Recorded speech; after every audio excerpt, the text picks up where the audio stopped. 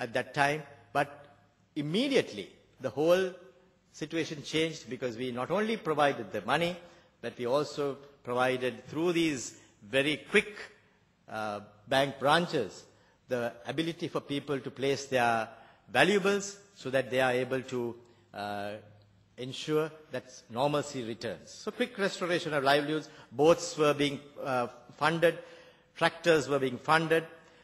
And there was once a very interesting interaction that I had with one of the young people who was taking a loan of 100,000 rupees from a bank.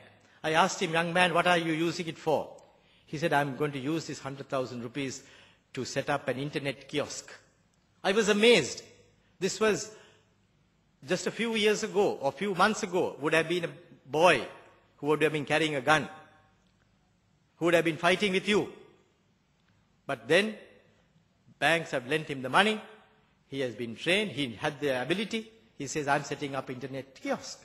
So it's a wonderful transformation, which I believe we should also reflect on at various times. And these are just one of the stories. There are many, many stories like that I can relate to you by just talking to people, because that had been their yearning.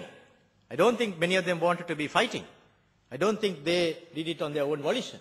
They would have wanted to have internet kiosks. They would have wanted to be cricketers. They would have wanted to be people who would have been repairing mobile phones. They would have wanted to have their own barbershop. They would have wanted to have their own boutique. But they couldn't do that.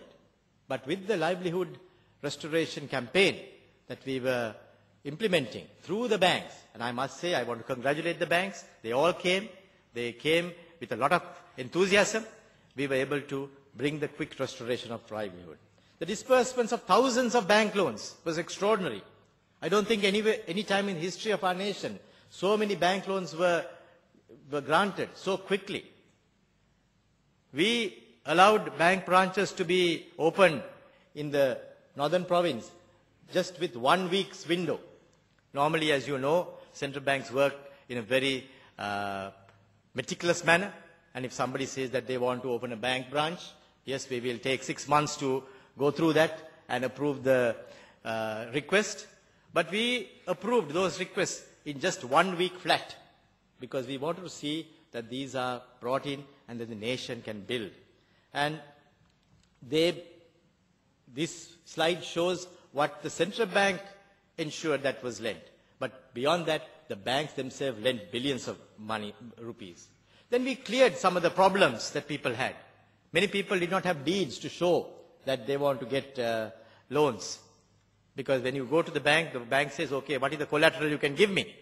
Then he says, sorry, I don't have the collateral because the collateral is gone, I don't have the document. So we said, okay, you can sign an affidavit and we will guarantee that thereafter, so that the bank can use the affidavit as the security, and bank will also have the comfort from the central bank that if the affidavit was a false affidavit, then we would be there to support them with the money in case they lose money because of such a situation. So they were able to lend. So we took some innovative decisions like that to ensure that this process is continued without any interruption. We established 2 provincial offices in the north and the east. In my 5 years as the governor, these were the only 2 provincial offices that we opened in addition to what we had. But we opened them very quickly so that we show our own commitment and our own presence in those areas. And they are doing a tremendous amount of work already in those areas. There was a wide extension of loan facilities, from motor vehicles to trucks to lorries to cows. Sometimes it's very interesting when you have to hand over cows, because you can't really physically do that. So they give you a nice picture of a cow and you have an enjoyable time in handing over cows, and that's one of the pictures that you see there. Then we also had poverty alleviation schemes. Our people went and spoke to them and encouraged them to do new businesses, so that people, after 30 years of conflict, you can imagine it was not the right opportunity for them to start doing business. So they had to be encouraged. They had to be told, okay, this is what is possible. Till people come and set up their own businesses, you do your own thing. And many people did that. And this shows Kilinochchi, Mana, Vavuniya, Mullaitivu, everywhere there were branches being opened. Then we had many education and awareness programs for people. They were very well received, and rapid and far-reaching infrastructure restoration also took place. These are some of the mega projects which you see. These were not there at all before the war ended. These are new bridges that were built, new roads that were opened, new roads that were built from scratch. And I know some of them were built by the forces, because you are the ones who cut the road and gave it to the RDA to do the balance work. And this extraordinary amount of work, water supply schemes, restoration of health services, if somebody wishes to know, we can give details of all these projects. And these are projects which helped to build the nation and at the same time give the capacity for people to do their own activities very, very quickly. We also initiated market linkages so that producers can work with bigger business. Some of the supermarkets came in and they said, okay, if you cultivate, we'll buy your produce. And that also was a great encouragement, and we were very happy. Just a few days ago, 30 farmers came to the central bank. And mind you, this was a place that was bombed many years ago, in 1996. But today when they came, just about 2 months ago when they came, they were garlanded.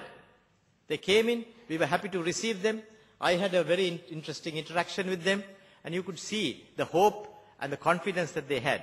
There was one woman farmer who said she's able to earn as much as 100,000 rupees now with the facilities that she has been enjoying. So these are success stories that we take pride in, because that shows how things have moved.